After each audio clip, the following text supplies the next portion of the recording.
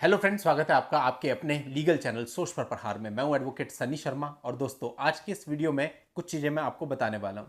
देखिए दोस्तों, मेरी ना एक आदत है, जब फिजिकली मैं कोई मैट्रिमोनियल केस में इन्वॉल्व होता हूं तो वहां पर मैं कोशिश करता हूं कि कुछ समय के बाद, दो चार हियरिंग्स के बाद, जो लड़की वाले होते हैं उनसे बात की जाए कि भाई संभल जाओ, देख लो, एज खराब हो रही है आपके बच्चे की भी और दूसरे के बच्चे की भी, इसको एमिकेबली सेटल करो।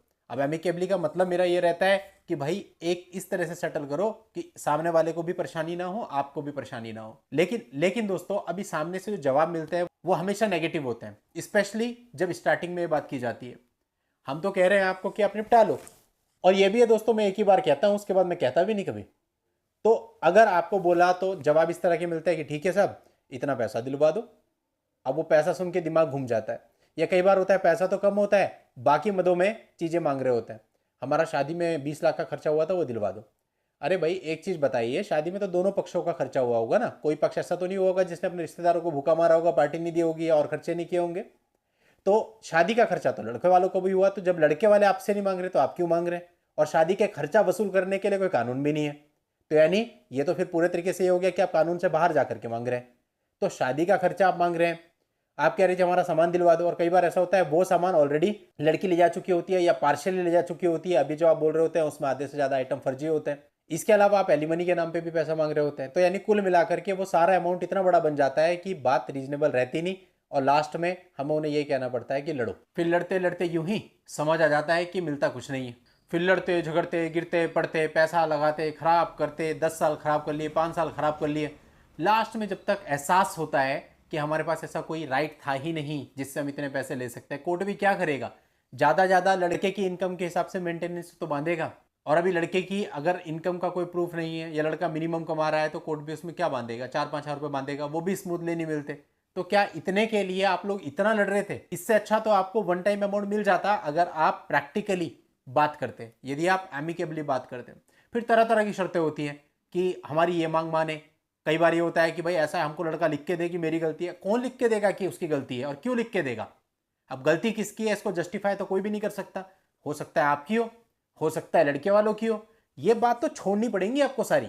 आप एमिकेबल सेटलमेंट पे आ रहे हो। एमिकेबल का मतलब है कि सीधा सीधा आप ये बताओ कि वन टाइम हमको इतना पैसा लेना है, ये रीजनेबल अमाउंट होना चाहिए, और दोनों पक्षकार इसमें बिना किसी कंडीशन के सहमत हों।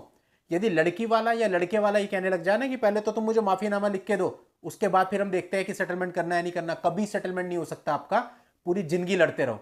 कोई इतना गिरा पड़ा नहीं है। थोड़ी सी सेल्फ रिस्पेक्ट, थोड़ी सी ईगो, थोड़ी सी डिग्निटी सबके अंदर होती है। कोई नहीं लिख के देने वाला।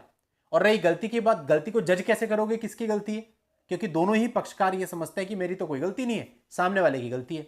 अब कई बार होता है कि हो सकता है एक पक्षकार की गलती हो, लेकिन अधिकतर बार दोनों तरफ से कुछ ना कुछ गलतियां हुई होती हैं। तो ऐसे में कौन लिख के दे देगा आपको कि मेरी गलती है? तो यानी आप ये कह सकते हैं कि ये बात भी प्रैक्टिकल नहीं है, चाहे लड़के वाला है चाहे लड़की वाला है। एमिकेबल सेटलमेंट होगा तो ये फालतू की बातों को आपको छोड़ना पड़ेगा। सिर्फ एक बात पे आना पड़ेगा कि आप सारे केस वापस लो, हम सारे केस वापस लेते हैं, ये प्रैक्टिकल और रीजनेबल चीज है। इतना सामान हमारा आपके पास था, ये हमें दे दो, आप इतना इसके मेंटेनेंस का दे दो, खत्म करो। और वो अमाउंट भी ऐसी होनी चाहिए जो लड़के की बजट के अनुसार हो, उसकी पॉकेट के अनुसार हो, जिसमें उसको भी लगे कि चल यार मैं इतने सारे केस लड़ रहा हूँ, इसमें भी तो पैसा लग रहा है, इससे अच्छा मैं इसी को देकर के थोड़ा सा खत्म करता हूँ, कम से कम मेरी लाइफ सेव होगी, लड़की की भी लाइफ सेव होगी, तो वो ज्यादा अच्छा है। और सबसे बड़ी बात है, आप देख ही रहे हैं कि जो मेंटेनेंस लग भी जाता है वो लड़का देता कहाँ है? स्मूथली मिलता है क्या? साल भर में 2 पेमेंट मुश्किल से मिलती है, वो भी बार बार मांग मांग के। तो इससे तो बेहतर है ना कि आप इस चीज को खत्म करें। कितना समझाऊं? मैं तो यही चाहता हूं कि जितनी चीजें चल रही हैं भारत के अंदर, ये सारी, और पूरा इंडिया हम लोग डील कर रहे हैं, देख रहे हैं ऊपर से लेके नीचे तक, तो यही समझ में आता है कि जितने मुकदमे कम कर सकें उतने कम करें, ताकि कोर्ट्स का भी बर्डन खत्म हो और जो इंपॉर्टेंट मामले हैं उनको तरजीह मिले। और इंपॉर्टेंट मामले इन फालतू की चीज़ों की वजह से दबे न रह जाएं, क्योंकि इन्होंने कोर्ट्स का बर्डन बहुत ज़्यादा बढ़ा दिया है, जिसकी वजह से बहुत लंबी लंबी डेटें मिलती हैं, और जिसको सच में न्याय की ज़रूरत है उसको न्याय नहीं मिल पाता। लड़के के माँ बाप, लड़के के भाई बहन, लड़की के माँ बाप, लड़की के भाई बहन, सभी को समझना चाहिए कि भलाई किस में है। अगर आप फालतू ईगो में रहते, चलो यार ईगो कितने टाइम का होगा, 1 साल का, 2 साल का, 5 साल का ईगो होता है क्या? 8 साल का ईगो होता है क्या? 15 साल का ईगो होता है क्या? मैं देखता हूं कि एज 70-70 साल हो गई है और कोर्ट में खड़े हुए हैं अपनी बहनों के साथ, अपनी बेटियों के साथ, अपने बच्चों के साथ। कोई लॉजिक है इस चीज का? क्या खुद आपको समझ में नहीं आ रहा है कि पिछले इतने सालों से आपको क्या मिल गया, तो अब क्या मिलेगा? समझाने वाली वीडियो कभी कभी मैं बना देता हूं, ताकि मुझे लगता है कि कुछ तो लोग होंगे ना जो समझदार होंगे, सभी तो ऐसे नहीं होंगे। कि सुनना ही नहीं चाहते, समझना नहीं चाहते। और इस वीडियो के बाद 4 सेटलमेंट भी अगर हो जाते हैं ना ऐसे, बिना किसी कंडीशन के, अनकंडीशनली, तो आप ये समझ लो सारा वीडियो बनाने का मकसद कंप्लीट हो गया। 4 केस के सेटलमेंट का मतलब है कोर्ट से कम 12-15 केसेज का बर्डन कम हो गया और 4 घर भी सुधर गए, उनके बच्चों का जीवन संवर गया। तो हम सबको इसमें पहल करनी चाहिए। ये जो चीजें चल रही हैं इसका कोई मतलब नहीं। अपने घर में क्या लड़ना, तो इन चीजों को खत्म करो। लड़ना ही है तो किसी अच्छे कॉज के लिए बाहर लड़ो, घर के अंदर क्या लड़ना। घर के अंदर तो प्यार होना चाहिए।